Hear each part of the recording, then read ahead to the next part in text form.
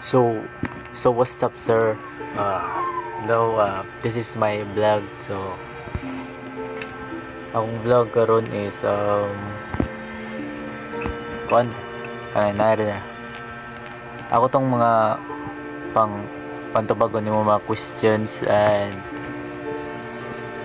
kuan kanang katong about sa mong kanang reflections ako para sa mga.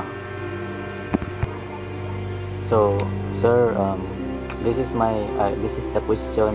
So, I will answer this. Yeah. So, one of the most genetic relations I had during the DIT-CT courses is that my values and moral beliefs strongly influence the way I use technology. That being, I realized that kanang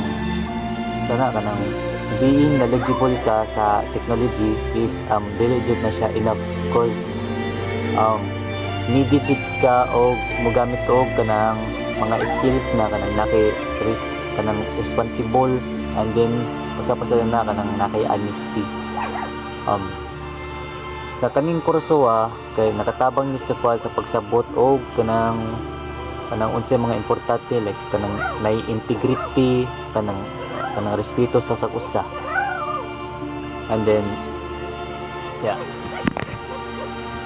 I also learned that small decisions in technology can have a big impact on individuals and society, which made me value fairness and responsibility even more.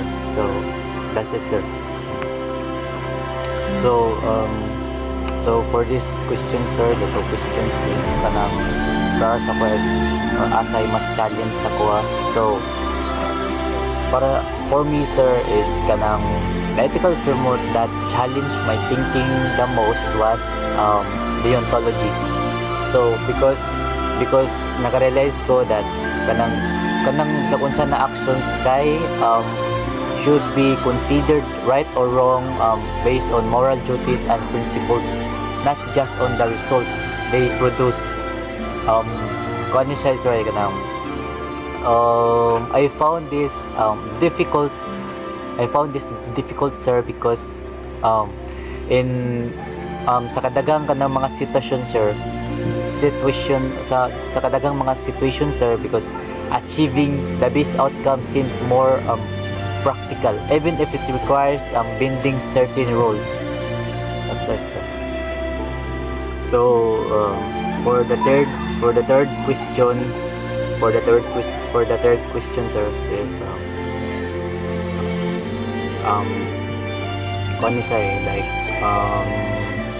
what I learned in this subject, sir, is kanang it will help me make more careful and responsible decisions in my personal life, academic and future professional life. I realized because that every action has consequences, so it is important to think not only about what benefits me but also about how my decisions affect other people. So kanang sir, so kanang mo na akong message para sa mo, sir, as your student in ethics. So akong message mo, sir, is kanang thank you sa mong ipang thank you for the kanang teaching us to how to evolve our personal life, like how to control our kuan kay kanang batasan bitaw, like kabalo mi asa ang saktora sayo, like